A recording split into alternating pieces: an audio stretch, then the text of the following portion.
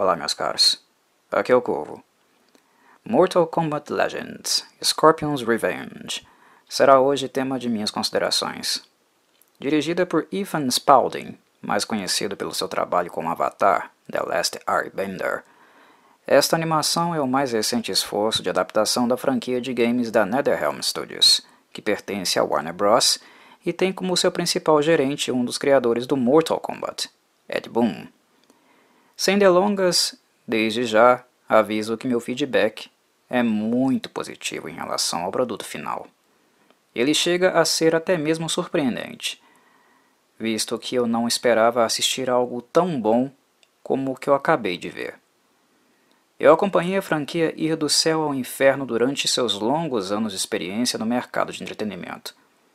Vi obras relacionadas a ela que geraram um grande alvoroço e que causaram muito impacto, como também vi algumas aventuras e experimentações que apenas arranharam a sua imagem, a imagem da marca, e quase a levaram para o buraco, assim como aconteceu com a Midway Games.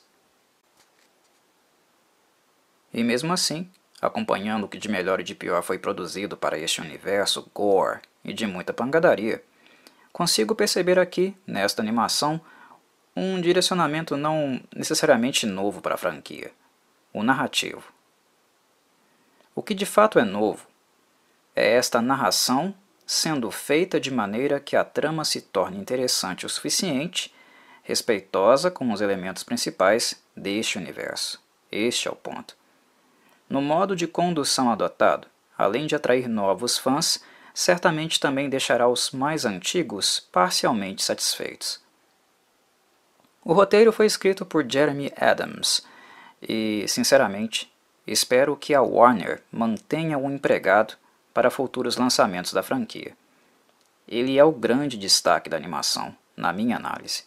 O roteirista não apenas entendeu do que o Mortal Kombat se trata na sua essência, mas também conseguiu enxergar a riqueza do seu lore e como fazer dele algo interessante o suficiente para expandir e humanizar este universo, torná-lo mais dramático, imersível, palpável e menos banal, algo além de meia dúzia de socos e carnificina, o que também faz parte de Mortal Kombat, não me entendam mal.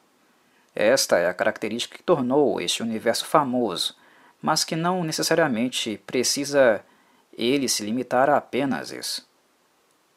Pretendo a seguir apontar algumas características técnicas sobre a animação e depois encerrar com alguns comentários mais conceituais para introduzir vocês no que realmente irão encontrar aqui em Mortal Kombat Legends: Scorpion's Revenge. Primeiramente, precisamos falar do aspecto gráfico. Em termos de traço, coloração e efeitos especiais, esta animação se assemelha muito às mais recentes animações feitas no universo da DC Comics. Vale lembrar que a Warner também publica filmes dos heróis e vilões da DC, e é ela quem trabalha em parceria com a lendária empresa de quadrinhos, adaptando suas principais obras para as mídias digitais. A técnica e o motor gráfico são basicamente os mesmos utilizados aqui, mas com uma importante diferença. Mortal Kombat está visceral, brutal, sanguinolento e ousado, carregando a aura desafiadora e extremista da sua era de ouro. Essa animação é muito gore. É o Mortal Kombat que vocês sempre quiseram ver sendo adaptado em filme, com um tom mais sério, repleto de decapitações e respeito às personalidades dos protagonistas e antagonistas. A censura para esta animação certamente está altíssima. Ela não é aconselhada para crianças. Ou seja, está no ponto. Está sendo o que o Mortal Kombat precisa ser. Não apenas a animação resgata toda a sanguinolência dos seus primórdios, como também explora os aspectos mais contemporâneos adotados e desenvolvidos pela NetherRealm Studios. As fraturas e os X-Ray estão presentes, por exemplo, além do design mais moderno utilizado em alguns personagens, cujo figurino e características particulares foram sendo introduzidas e modificadas com o passar do tempo. O resultado da mescla do melhor dos dois mundos, do passado e do presente, resultará em nostalgia para os fãs old school e algo muito familiar para os mais jovens, agregando e aproximando dessa maneira diferentes gerações de entusiastas. Um segundo aspecto que é fundamental mencionar é como o roteiro de Jeremy Adams consegue ser sintético e objetivo, a ponto de selecionar aquilo que é mais relevante na história caótica e bagunçada de Mortal Kombat. Para aqueles que acompanharam a franquia, é inegável nós constatarmos como os seus criadores Ed Boon e John Tobias fizeram uma quantidade enorme de trapalhadas no decorrer dos anos enquanto desenvolviam a história. A dificuldade de construir uma história que possua continuidade e que respeite os fatos históricos previamente estabelecidos. Mortal Kombat recontou sua história tantas vezes, criou linhas temporais diferentes, ignorou fatos importantes, mudou a personalidade de alguns de seus principais personagens e por aí vai. Para aqueles que cresceram acompanhando a franquia, jogando os games, lendo as HQs, assistindo séries e filmes, esta displicência causou um estrago muito grande. Na minha avaliação, quando você conta uma história, em um primeiro livro, por exemplo, e esta história pressupõe continuidade nos livros seguintes, os leitores levarão em consideração tudo o que leram, e as informações adquiridas servirão de referencial para eles interpretarem um universo futuramente, através dos novos lançamentos. Se um segundo e terceiro livro são publicados e o que aconteceu previamente é negado ou descartado, a sensação transmitida é de que o escritor está dizendo aos leitores que eles não precisam aprender qualquer coisa sobre o universo que ele está criando, pois tudo o que ele apresenta pode ou será descartado.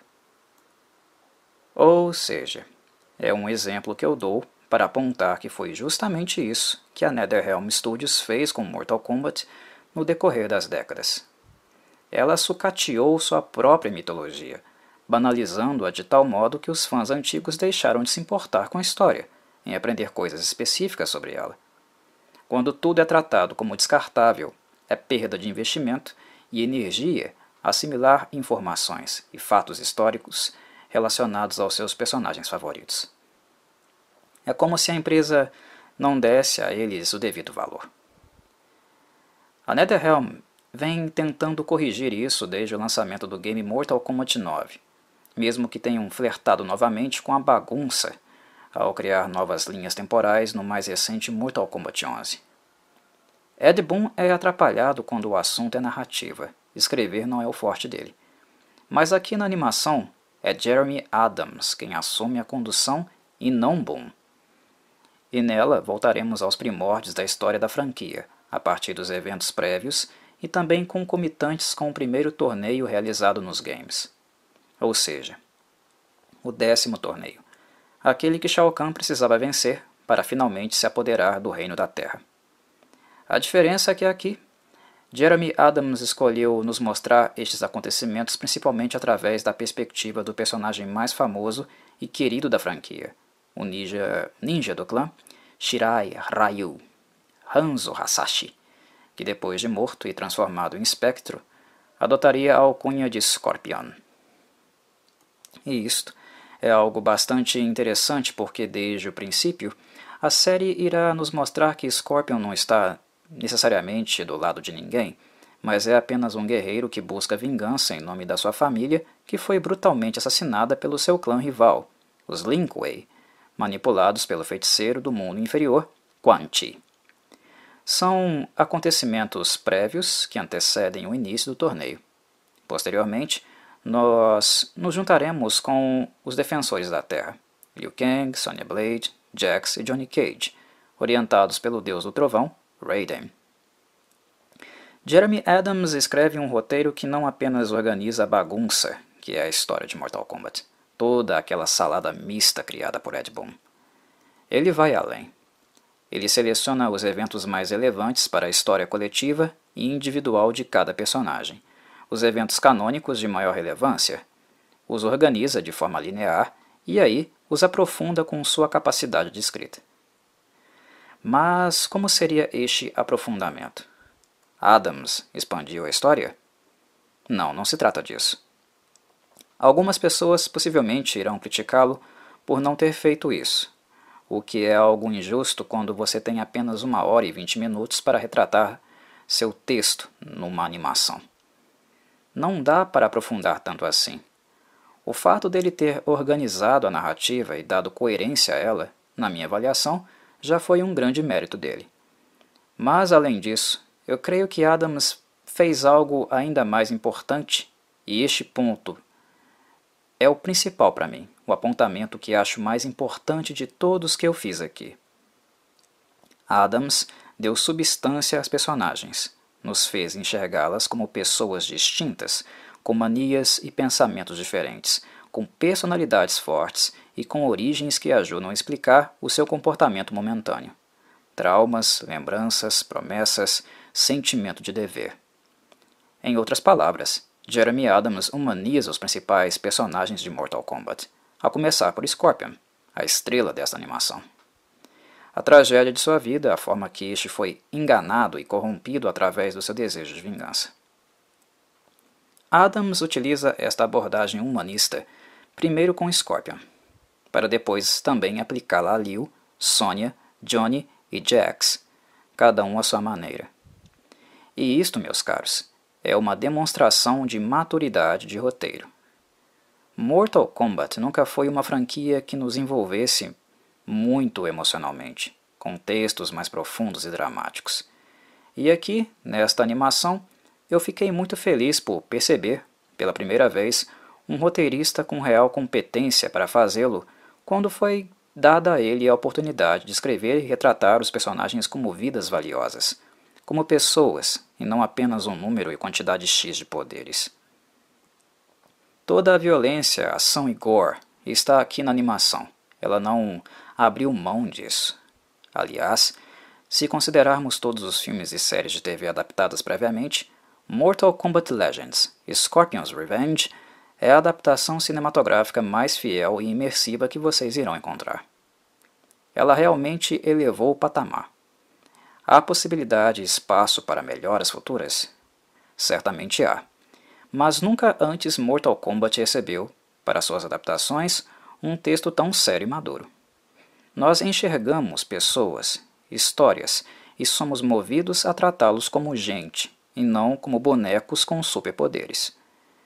E creio que isso é o que os fãs de Mortal Kombat esperavam há anos. Algo que elevasse qualitativamente a franquia, que mantivesse toda a barbárie relacionada a ela, os fatalities, brutalities, X-rays, mas que estes fossem feitos por personagens que conseguimos nos envolver emocionalmente e nos importar minimamente, que sintamos como se eles fossem feitos de carne e osso. E aqui nós conseguimos isso, principalmente através da história trágica e brutal de Scorpion. Vemos um marido, junto ao filho, encontrar sua esposa covardemente assassinada. Vemos um pai ver o filho, uma criança inocente, que momentos antes o educava e ensinava valores, ser assassinada por Sub-Zero, diante dos seus olhos. Ou melhor, por Quan Chi, que enganou os Lin Kuei e utilizou o conflito histórico entre os clãs para objetivos próprios. Ver este homem ser assassinado e condenado ao Netherrealm, o mundo inferior, o inferno. Ser torturado por demônios. Ver a ira crescendo dentro dele. Existindo e depois pilhando corpos de demônios até o fatídico momento onde ele troca sua alma pela promessa de vingança contra Sub-Zero, o que o leva a se transformar em Spectre e participar do primeiro Mortal Kombat da franquia. Em outras palavras, percebemos aqui historicidade, sendo retratada de forma humanística. Eu aconselho fortemente os fãs da franquia a assistir Mortal Kombat Legends e Scorpion's Revenge. Caso não fiquem plenamente satisfeitos, uma coisa eu lhes garanto. No mínimo, vocês terão assistido a melhor adaptação do universo já feita até então, o que por si só vale a pena investir e conferir, não é pouca coisa. Como um fã antigo da franquia, eu, Corvo, fiquei com certo orgulho pelo fato de finalmente eles terem acertado a mão. Daqui para frente, é questão de lapidar e aprimorar este direcionamento, que sem dúvida foi um excelente começo. da forma que a animação termina, com a derrota de Goro e Shang Tsung, tudo dá a entender que haverá mais uma animação, que ambientará os eventos do segundo game. A retaliação de Shao Kahn e a quebra das regras do torneio estabelecidas pelos deuses anciões. É esperar para ver. E torcer para que a recepção desta primeira animação seja ótima e renda algum dinheiro para a Warner, para que assim ela fique inclinada para nos apresentar mais uma. E que sejam sábios também para manter Jeremy Adams, um ótimo roteirista, muito maduro, organizado, capaz de retratar o lado humano das personagens e de entender do que realmente se trata o Mortal Kombat. Fico por aqui, meus caros. Que todos vocês tenham um ótimo entretenimento. Um abraço do Corvo.